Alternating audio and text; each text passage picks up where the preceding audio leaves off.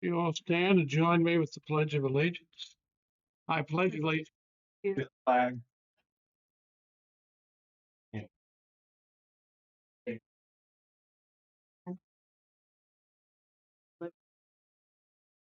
Okay. Okay. Yeah. All right. I want to welcome everyone in attendance to this first meeting in August, a couple of days before our new school year starts. Joining us here at the Metropolitan School District School Trustees meeting. We will begin with recognition of delegations. Persons wishing to be recognized to speak on any agenda item or to be heard as part of the section of the agenda dealing with delegations or citizen comments are to identify themselves by name and the point on the agenda where they wish to be recognized. You take due note of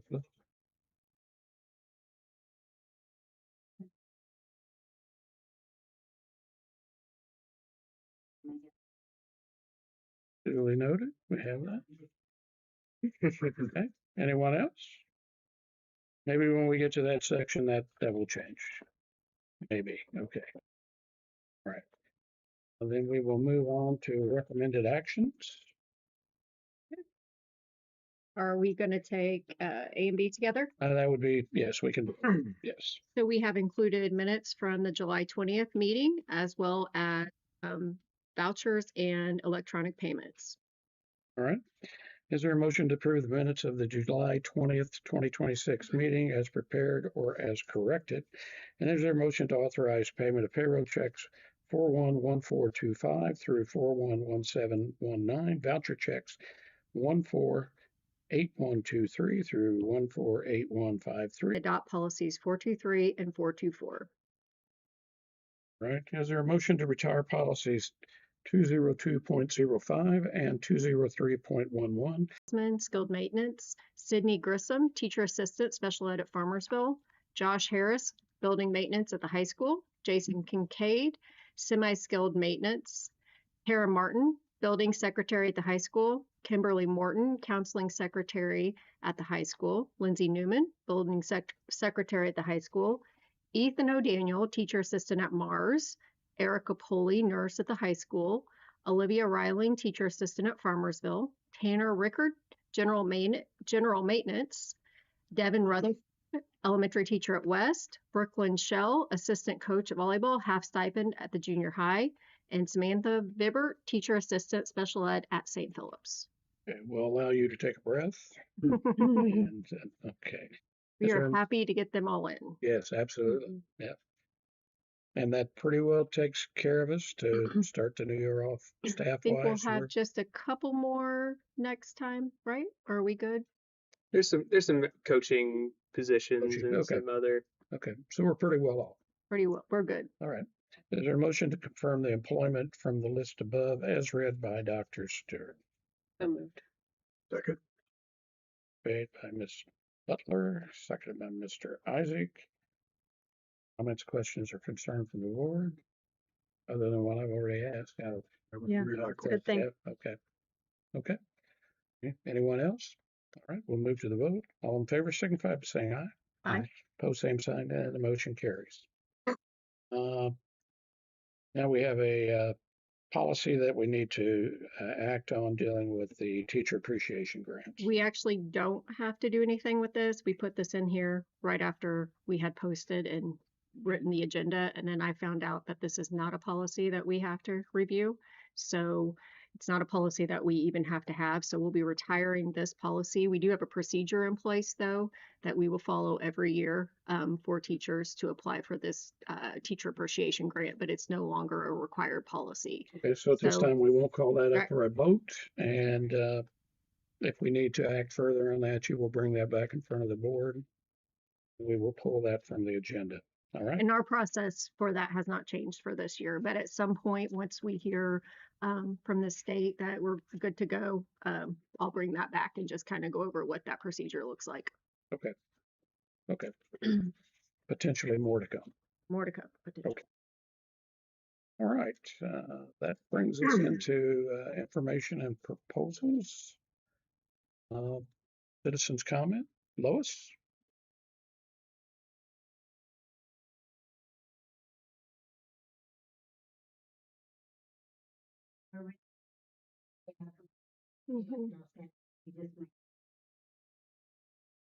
That's maybe a couple teacher assistant positions.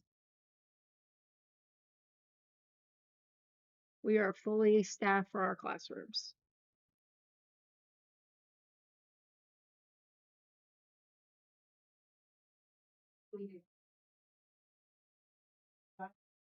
Mhm.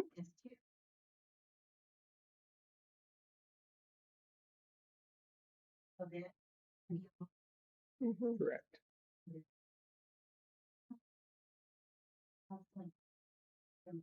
Mhm. It is. She was. Yep. She did, and then she went. So both of our secretaries have left and returned. So Tara Martin was also. She was our counselor secretary. Tara Martin, right? Yeah.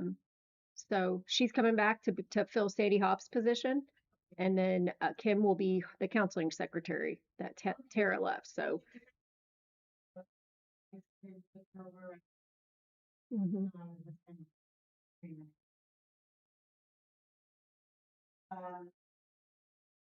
Mhm.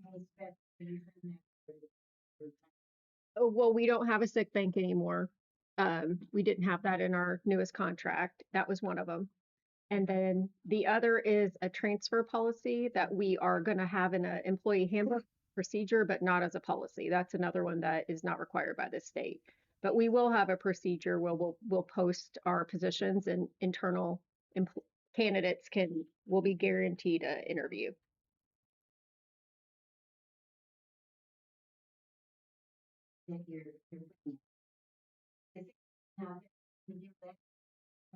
I think that some of our schools did do that, but it's a required policy by the state.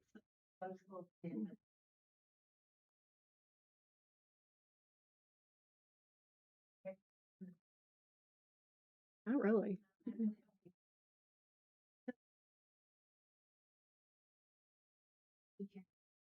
It is not. It's just a pause, the breath break. Not for anyone who died. Mm-mm. They're just quiet. Yeah.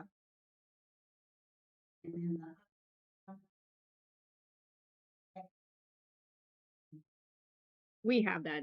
We needed a written policy for it.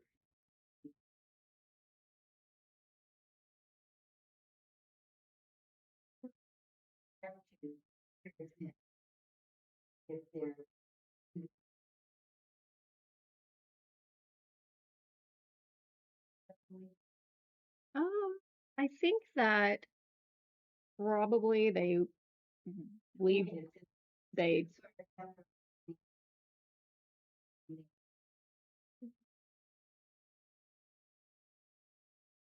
I've had students request to stand outside the door before, but it's not a real predominant request.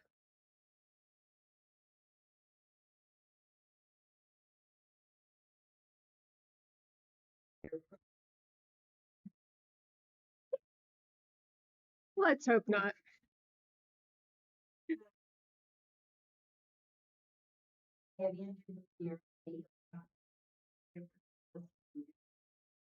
We have Mr. Hostetter here to give us an overview on some summer building projects.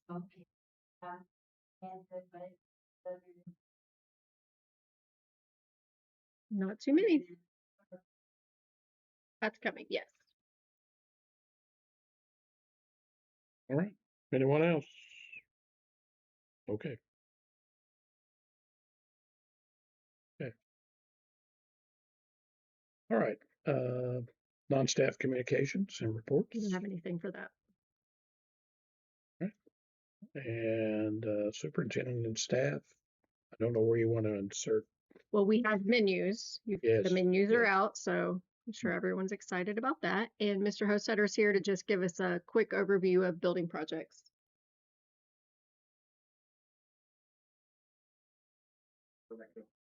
Just come right up here, wherever you feel comfortable.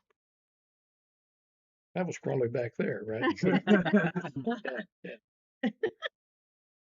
You're And fine. Mr. Hostetter has been wearing multiple hats since he started, so he's feeling a lot in the HR world, and We're getting there, yeah. Multiple hats, all of them wear glasses to read. Yeah, I was just asked to come and just talk about the summer projects and some of the things we've got going on, some of the things we've completed and those that are in process. I know, I'm sure most of you are aware of the capital project with the weight room and wrestling room.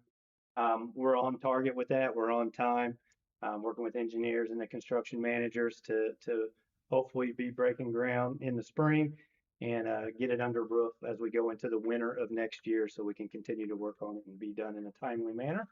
I think the Mars people be pretty excited of the pavement that was done out there for the pickup line, um, which leads to traffic at West. We have a new traffic pattern at West we put into place. We've seeded a practice field for soccer. We're actually, if it looks a little brown right now, it's supposed to. We've got about 5 more weeks of growing season left for that grass, and we want to kill off everything else and give it a full chance to spread and grow. So that's a work in progress as well. We finished up a roofing project. We're putting the bids out for the high school, and that'll be a multi-year project, as you guys know, that'll go on and on and on and on until we're all gone. But we're getting that scheduled, so we'll know in advance of what building, what section, or what roof will be done in what year, and we're working with 3I on that. Got the gym floors updated, finished, not completely sanded down like in the past, but rescreened and re-waxed. They're looking good at the junior high and the high school. Got some maintenance plans put in place for generators and battery backups with the weather that's going on in southern Indiana. Had a couple issues where the power went out. Generators were kicking in, didn't necessarily always click the right switch. So we've worked with those contractors and got a maintenance plan in place, so that should not happen. Our battery should back up our IT, and then the generators will kick on to take over after a few hours for any long-term power outages. Adding fiber optic over toward the soccer field and the softball field. That's going to allow us to put cameras and have Wi-Fi access. That'll be much better in that area if that's both safety and for athletics. Safety updates, we're always continuing to look at our camera systems and our access control. We're really heavily looking at our access control on what limitations need to put in place for employees, what exceptions need to be made for employees that have access to our facilities. That'll be finished up, creating that plan this year. Safety, security, the physical security of the buildings is always a high priority, and that's always a work in progress. We are establishing the common language between the buildings. So first responders, all the buildings, the kids will be using the same language, and we'll be pushing some of that out to the community.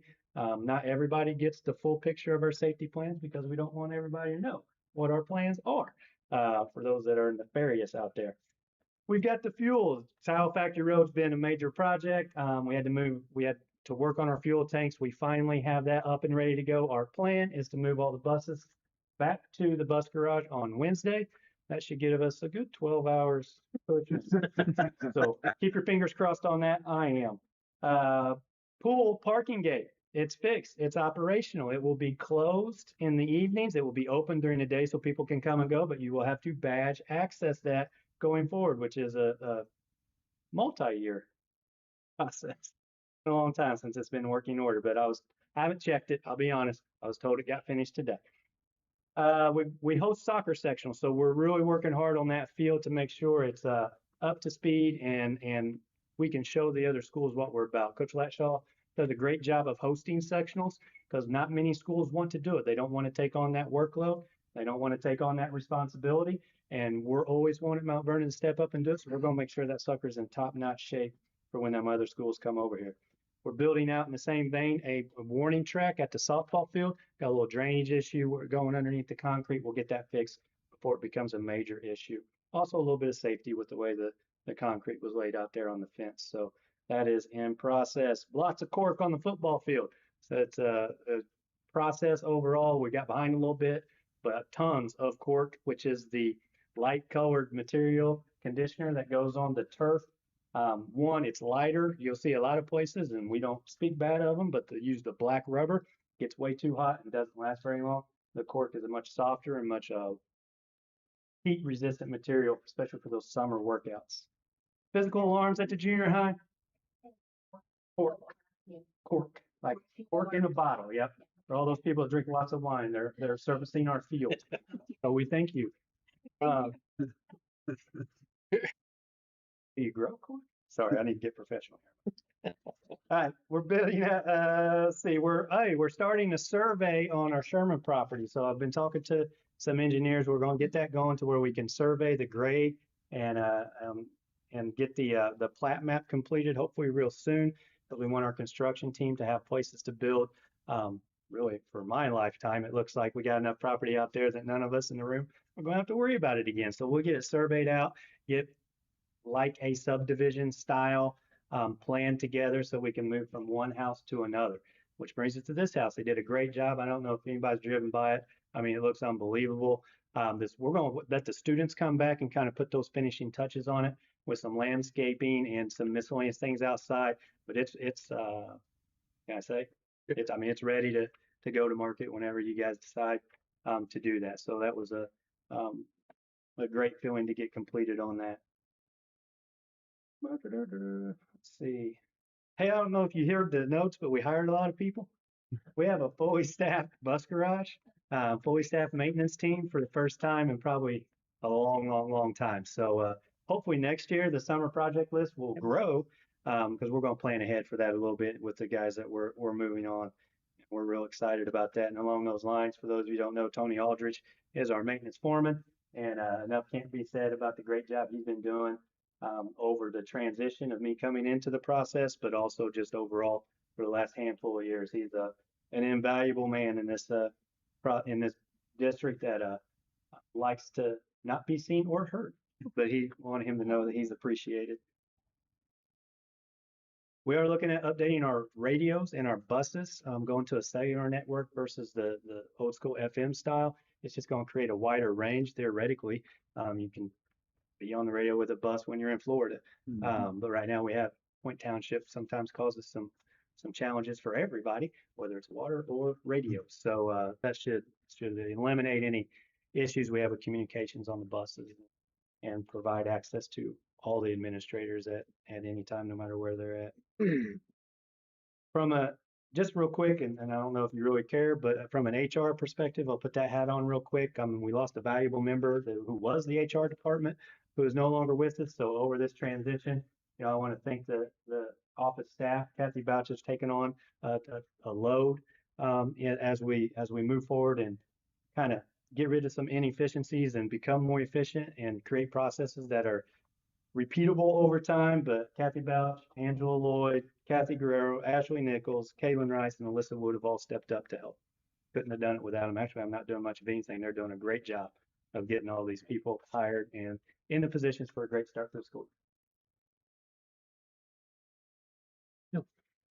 Thank you. Thank you. Thank you.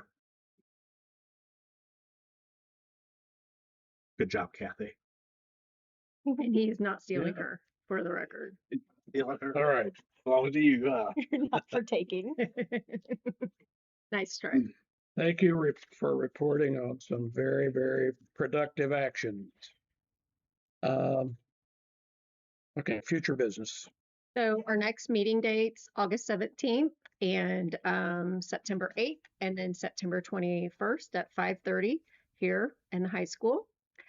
Some other important dates. Wednesday, August 5th will be our first day back for staff and our back to school meeting. Thursday, August 6th is our first day for students. Wednesday, September 16th. This is a tricky day. It is our first staff development day. We applied for a waiver.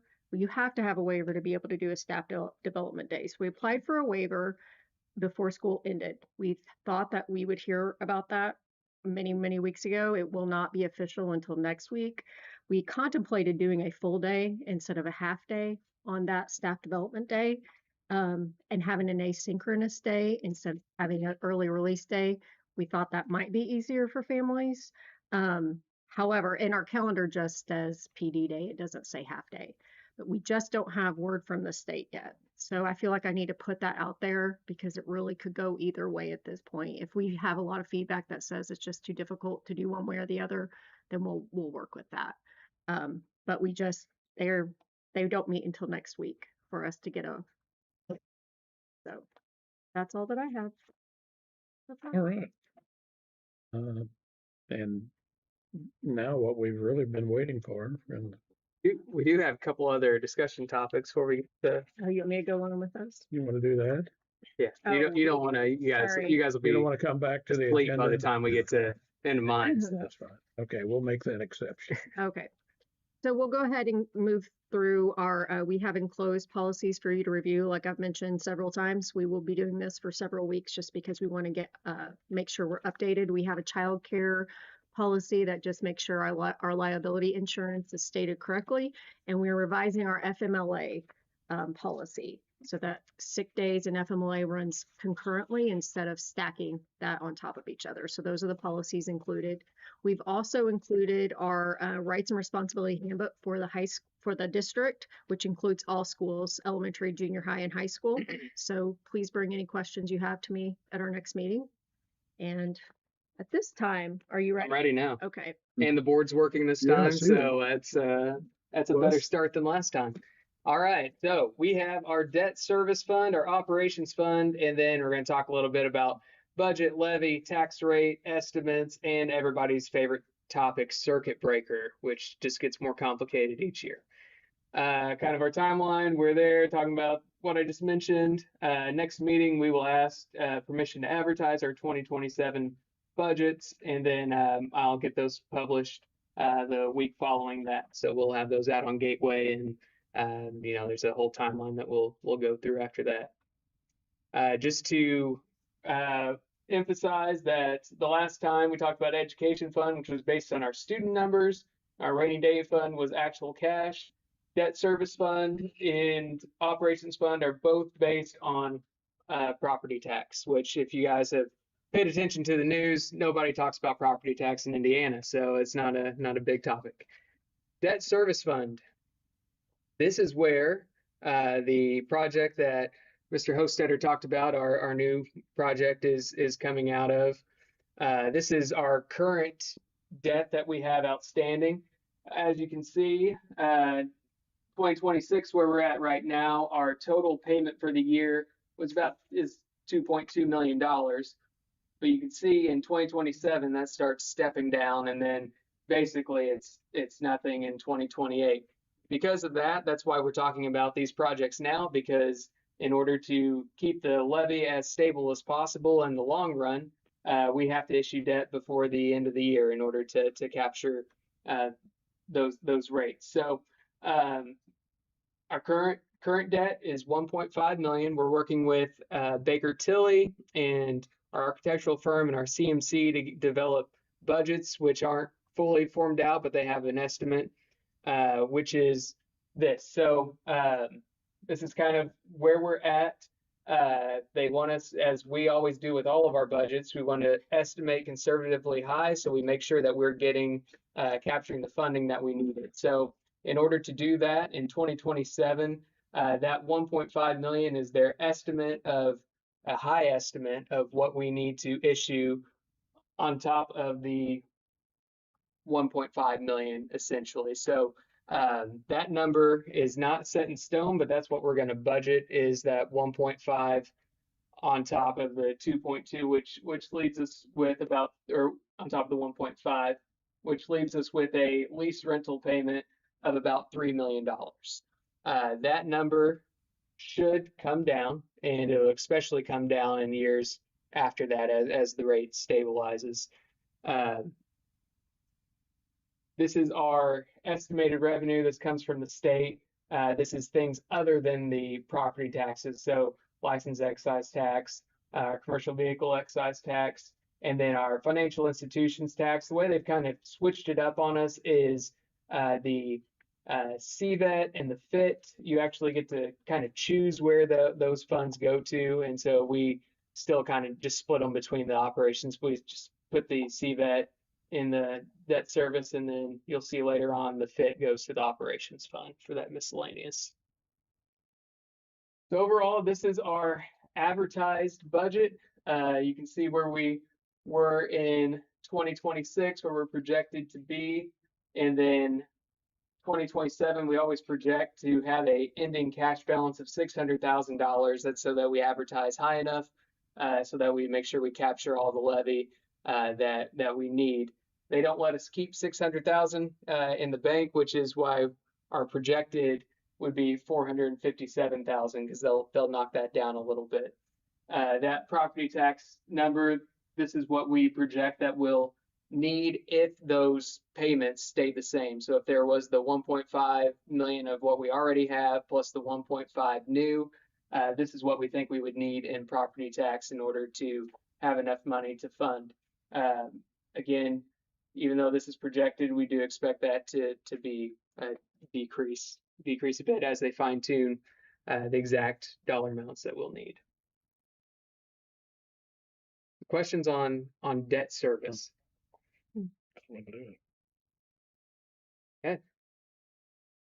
Operations fund. All the projects that Mr. Hofstetter talked about are great, but they all take money. So that's where this fund comes in handy to have a healthy cash balance and to really keep an eye on. So some notable things that we have done that have really are kind of a big impact on the budget overall.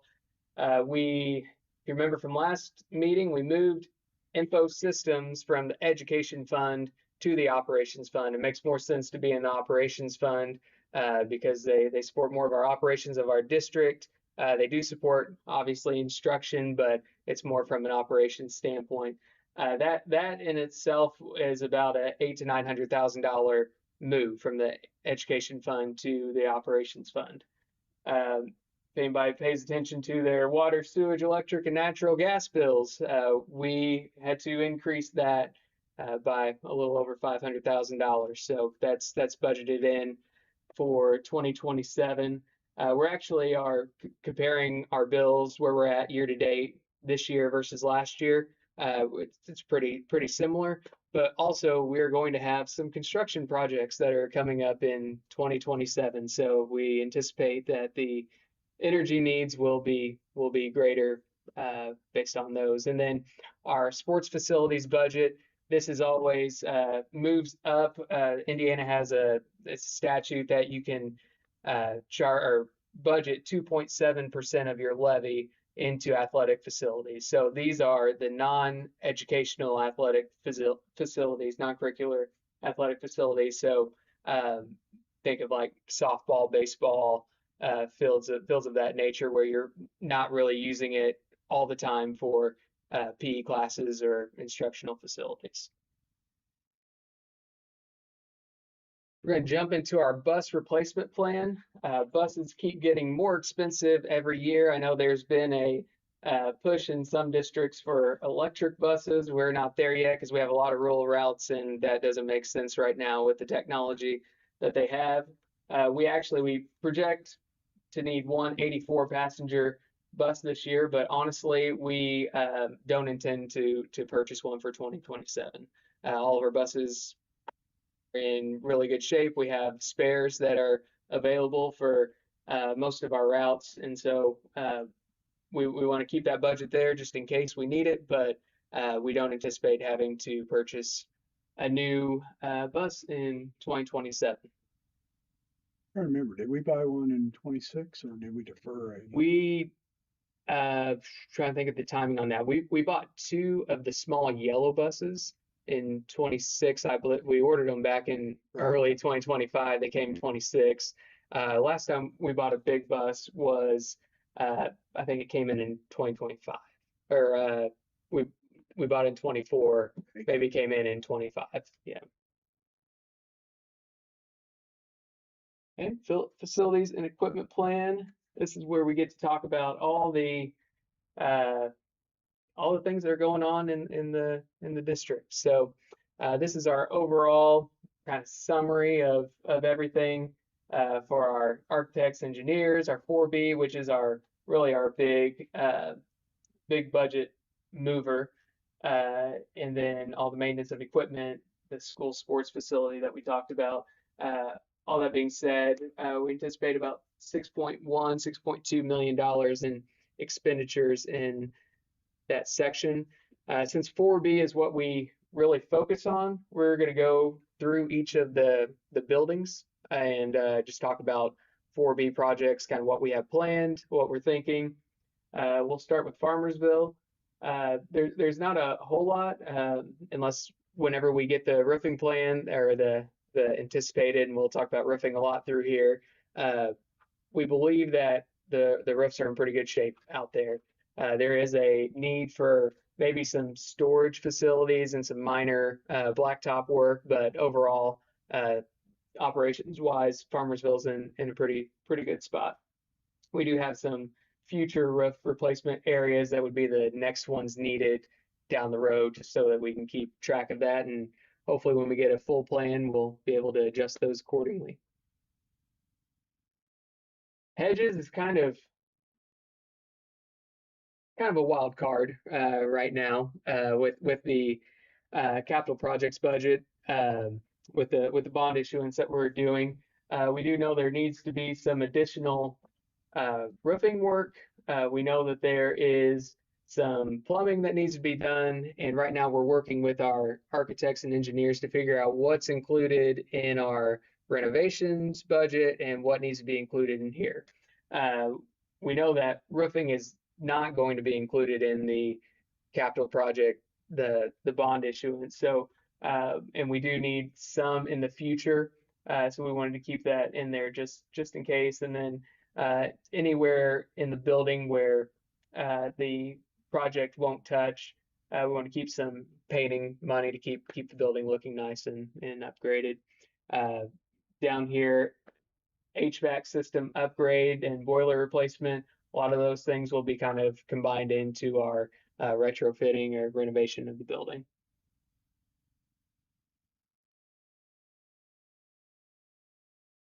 At Mars, there is some asphalt work on the blacktops that may need to be looked at, and kind of the big thing that is out there is we're looking at, the rumor has it that there's a sewer system that is going out through Mars eventually, maybe, hopefully. We'd love it because we have a sewage treatment plant out there that we'd really like to get away from. And so we want to be ready if that does come through, to be able to make the improvements and the changes necessary to be able to tie into that sewer instead of being relied on our own treatment facility plant. So that's kind of the big thing out at Mars. We also have some HVAC upgrades that we're potentially looking at as well. I don't know if we're ready to speak on that, but we are looking into, in the summertime, it gets a little humid, so we're looking at improvements there. West Elementary, again, the building itself looks pretty good. We finished up some roofing projects in the last year or two to kind of finish out what we had planned. There's some minor things that may just need repaired instead of a full replacement. And then we're always cautious of, we want to keep a little money in there just in case something comes up that we're not anticipating. The junior high, we did put a little bit more money into some carpeting, some contract painting. The junior high office originally was on the potential list for the bond issuance project. Pretty quickly, we decided that we weren't going to be able to fit that into our overall pictures, but we do want to have some funds there in order to make some cosmetic changes there at the very least in 2027 if possible. And the high school is what we have identified as being the major roofing replacement need. That's what we're working with 3I right now. They're getting some plans drawn up. So whether that's we got a budget of $300,000, we actually have some encumbered money that is for roofing at the high school too.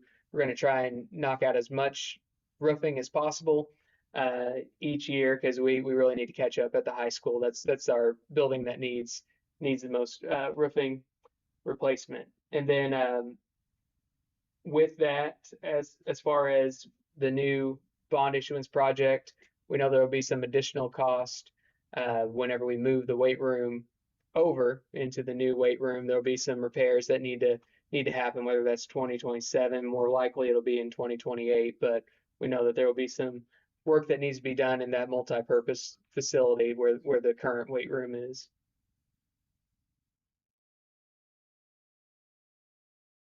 If anybody's got any ideas about Booker T, you can. No, nothing. We have ideas. No, then we do have ideas, but nothing that's budgeted, so nothing happening next year. All right, bus garage. It's kind of just a standard. Every year we do keep a little bit in there just in case we need to do some fence or some concrete work. But with the tile factory repair, they've actually done some work on our entrance, so we thank them for that. And then the administrative office. The interior systems, we pay for a lot of kind of large scale painting and upgrades at the schools out of this. We had a rotation going for all the schools to make sure that we're getting a refresh on painting and improvements around the district so that we don't fall behind. And that would come out of this area. Our security access control, as Mr. Hostetter talked about, this is also where we pay for our SRO out of this line item. And then any other security upgrades, whether it's badge access, cameras, whatever the case may be, related to safety would come out of this line item. In our future projects, so this is where a big change has kind of happened. So you'll remember from years past, we had an administrative office line item.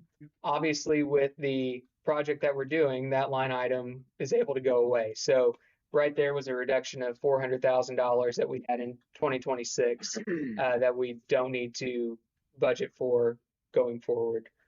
Our HVAC, we had a lot of money towards HVAC, which was geared towards hedges specifically.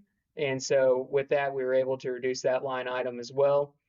And then we have also geared it more towards, instead of large scale HVAC upgrades all at once, it's more tailored building to building. We build that HVAC budget into each building.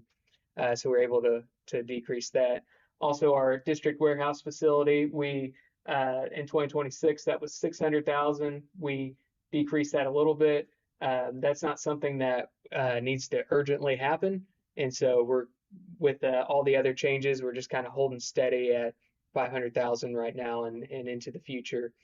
This would be kind of a pole barn type building, steel structure building that would house different, paper products and supplies. And right now we use kind of the old auto shop for a lot of that. And our hope would be that we have to build this building so that we can use the auto shop for something else for a CTE program. So we're keeping that in the budget. We don't need this necessarily right now, but we want to keep that as a future project.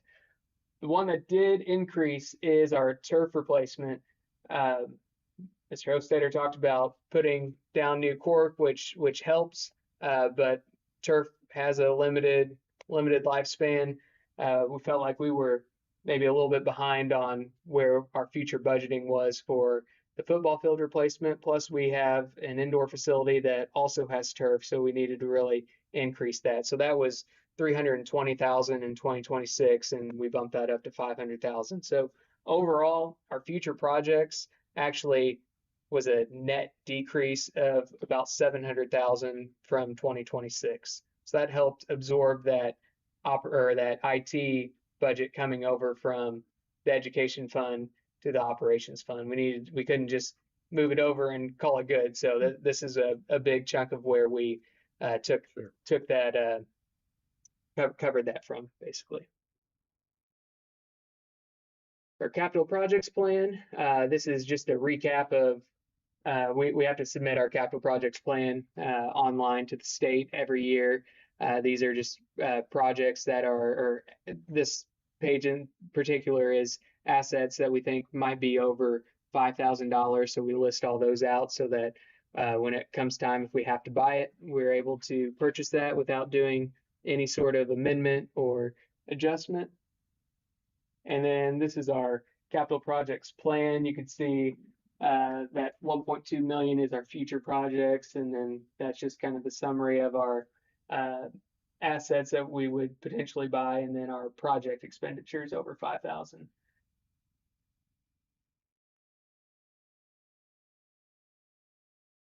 And all that being said, this was our levy for 2026 was $12.4 million. The state gives us a 6% maximum levy growth quotient increase, which gives us a working dollar amount of $13,213 and $426, which is not really $13,213,426, as we'll talk about in a minute. Our miscellaneous revenue, this is everything aside from the property tax. So we talked about our license excise tax, the CVAC goes to debt service, and the FIT goes to operations. We have our other fees, which all add up to not a ton of money. The 1910 is we still have some rental money coming in, and then use of facility fees as well. Whenever groups come in from the outside, that's where that money gets deposited into the 1910. And then our disposal of real and personal property, those are from our auctions that we do towards the later half of the year, each year, or scrap or whatever, if we're selling something. And then the other line item that can include technology damage or lost Chromebooks, something like that. Transportation reimbursement for athletics or grant reimbursements. Just kind of a catch-all for everything.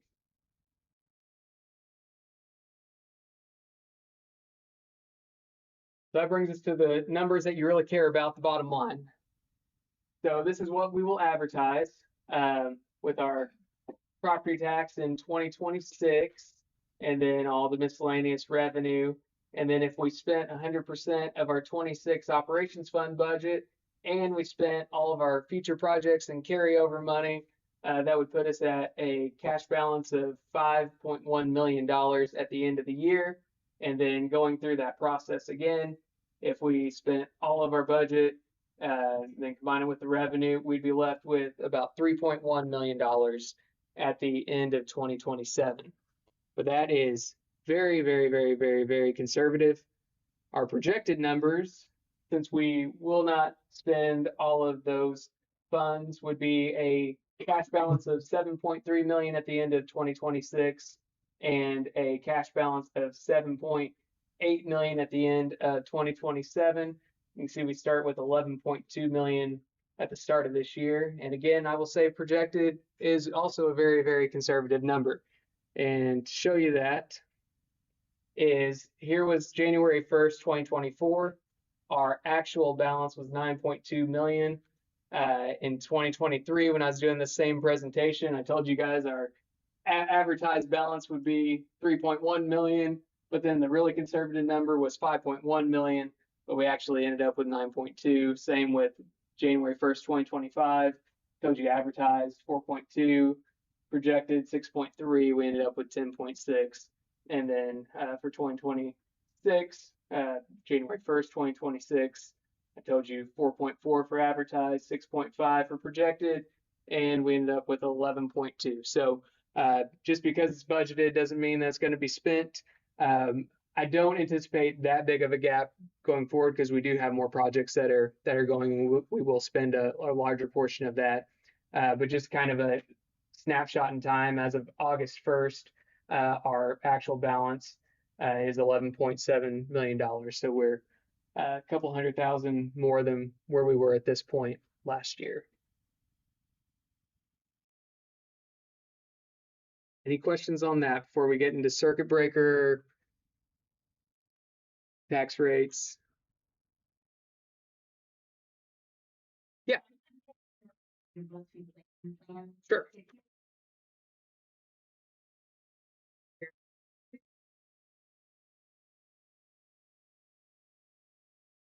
Well, that would be a portion that we're underspending. So whenever we talk about whenever I'm showing you my projected or advertised, I say if we spend the entire budget, our cash balance would be this amount.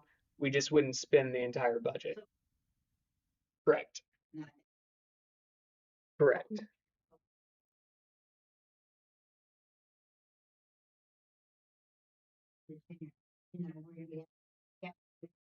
Yep. Yes.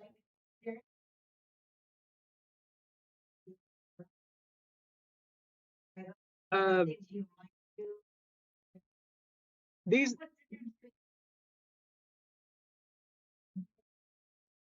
Sure. The red is more just so that we are keeping it on our radar, and honestly, more so it's a reminder for us to what we've talked about in the past and through the year. We'll add things to those future projects. So whenever I'm putting the budgets in place for those individual items, and honestly, the reason why we have to separate them out is we have to produce that capital projects plan. So, for example, um, pool maintenance and upgrades. If we needed to put, um, new starting blocks in that cost $20,000, if we didn't have that budget in there, if I only had $500 in there, we could still do it, but then we'd have to do an adjustment with the state. And so we want to make sure that we are trying to be as accurate as possible with each of the individual line items so that we are able to actually spend that money.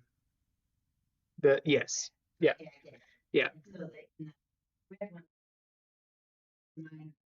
Yeah, the red ones may fit in, so like bleacher repair, really for the both of those bleacher repairs could fall in under the various athletic complex repairs.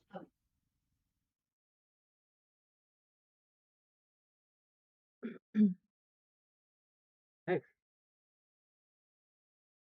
circuit breaker credits. All right. So our total circuit breaker last year was $971,756,000. You'll notice the supplemental homestead credit is kind of been the talk that everyone has talked about being if you're in my world anyways, that's a big topic of conversation. Uh, we're going to walk through kind of where we've been with circuit breakers. So this was our total for 2022 all the way to 2026. So you can see that it has, in the last 4 years, it has doubled the amount. So what does that mean in reality? Well, we actually got a decrease from 21 to 22, so that was nice. And when we talk about levy increases, so that when I talk about the 6% levy or the 4%, this total levy increase is what our total debt service and operations fund, that total number is. So the additional money that we get, but we may not get that full amount. So what I tried to show here is this was the total levy increase that we requested, and then you have to factor in the circuit breaker. So we actually 2022 came out pretty good on that one. So because circuit breaker went down, we got all of what we were asking for plus $5,000. So that was nice. In 2023, this was an odd year because in 2022 they changed how we did debt service, and so there was a year where we really dropped the tax rate and then had to increase, and so this is kind of an outlier. So that's why that levy increase was so big for the debt service. 2024, you can see we requested a total levy increase of 405 and we got 390 true net dollars. And then skip to 2026 where we see the big jump. Total levy increase of 429,000. But what we saw was a circuit breaker change of 322,000. So even though we requested 429,000, we only truly got about 25% of that money. So that's kind of the situation we're in. We're all trying to figure out kind of how to predict in the future how circuit breaker is going to work. We don't have the 2027 estimate yet. I believe it was supposed to be ready August 1st, but they had not posted it as of 4:45 this afternoon. I was hoping it would get on there quick. So I just wanted to, before we get into kind of the tax rates and everything, I had to put my thoughts together because I kind of trip over myself on this too. So bear with me here. So while we're budgeting, we're projecting an increase in the levy for both the debt service and the operations. And so this is normal from year to year that we see an increase in our levy. We requested an increase every single year. But this year there's a few factors that are kind of playing against each other when we're doing this. So three of those factors is the way that the tax rate is affected is based on our net assessed value for the school district. Last year it was $1.788 billion. This year it decreased 4.7%. And so we're looking at a smaller tax base. So $1.705 billion for 2027. When the tax base decreases, tax rates increase just to generate the same dollar amount. The operations fund levy is increasing by the maximum local growth levy growth quotient. That is an annual adjustment that's established by the state. It helps us keep pace with inflationary cost increases. There's a whole complicated formula where they look back 4 or 5 years and they take the average cost of inflation and assess value, and then they average it out, and then they give us a number that we're supposed to use for that increase. And then the debt service levy, which we talked about first, is being budgeted at a higher level for 2027 so that we have sufficient collections in order to meet the debt obligations.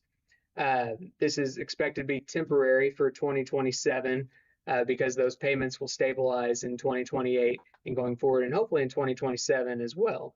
But in 2028 for sure, you'll see a decrease beginning with that as the existing debt rolls off and the new debt takes its place.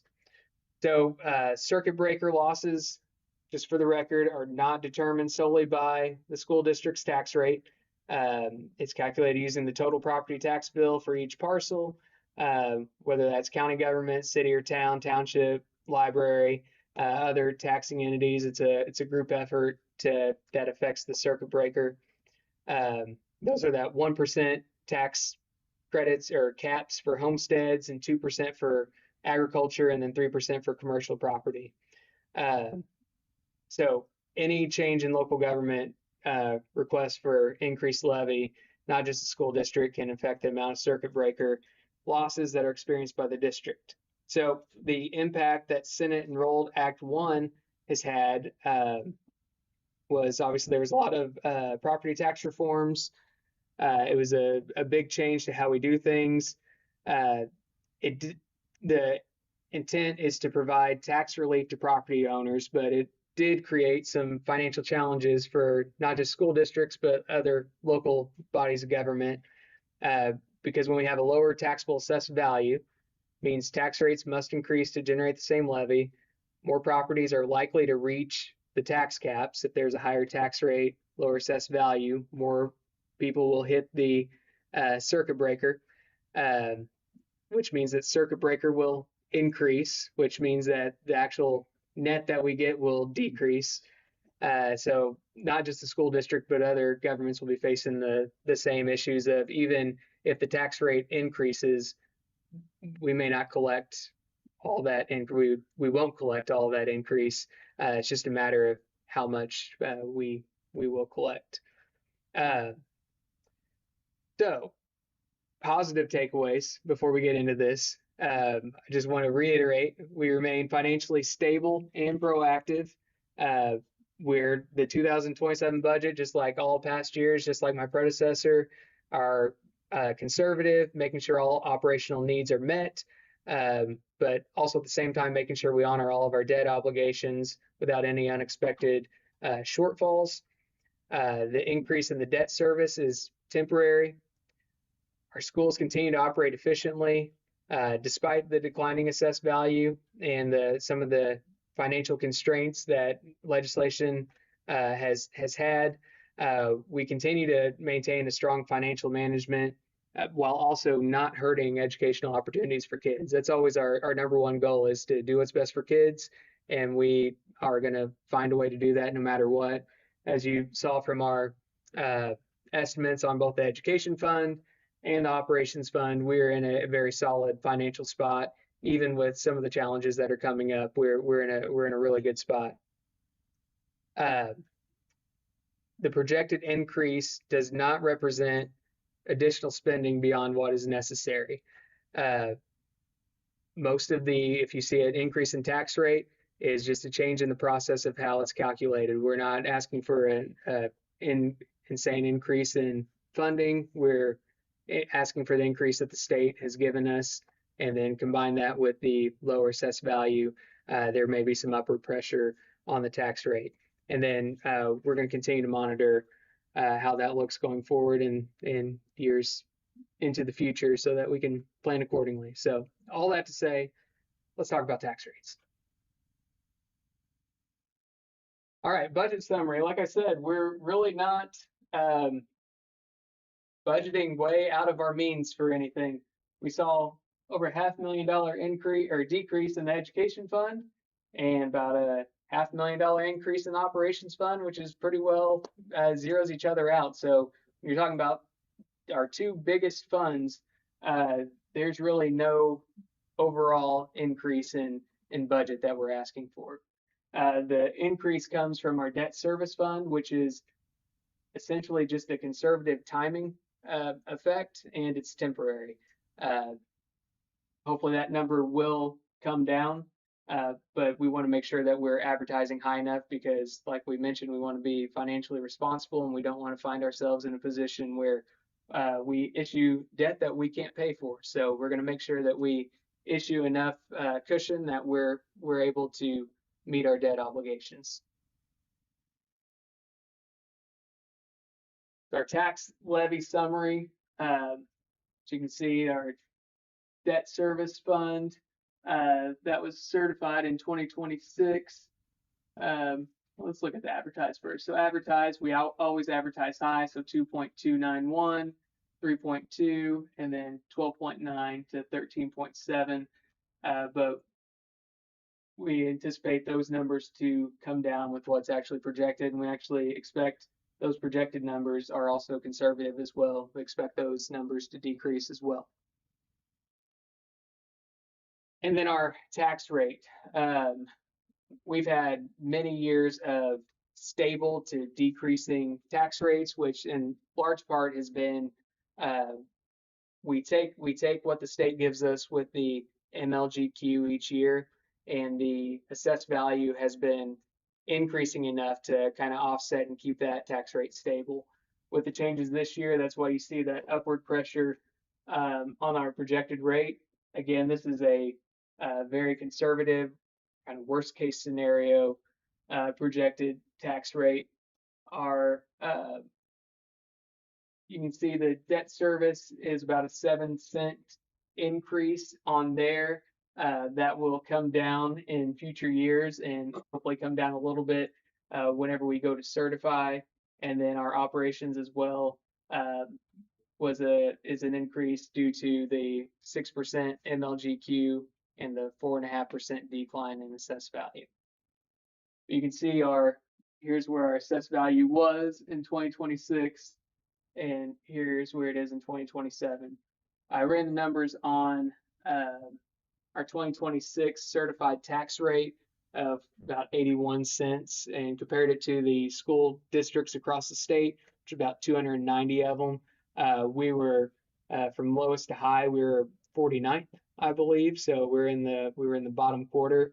Even if we go to the 0.95, we're still in the bottom 100 if all theirs stayed the same as last year, which I highly anticipate that you'll see increases from most, if not all. There's a lot of talk of a lot of referendums across the state.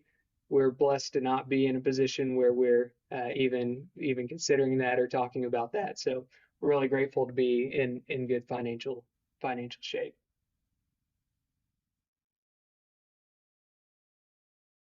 So questions about any of that? Debt service, operations, circuit breaker, I can try to answer.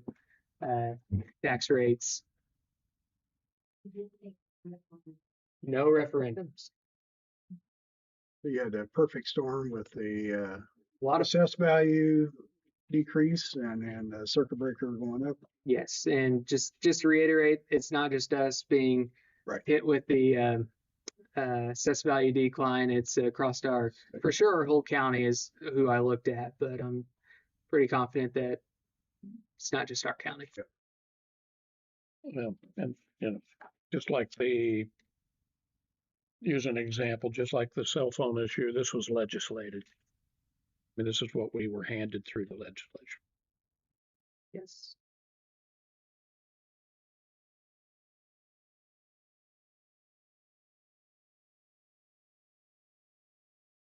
Yeah, you got you. I think that's enough from me for Mhm. tonight. Okay. All right. All right. Any other questions?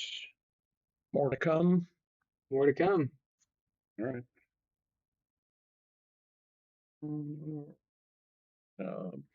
Any other questions from the board?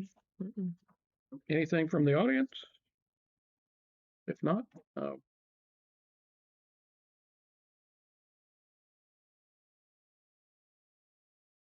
think we're there. All right. We'll stand adjourned. Thank you.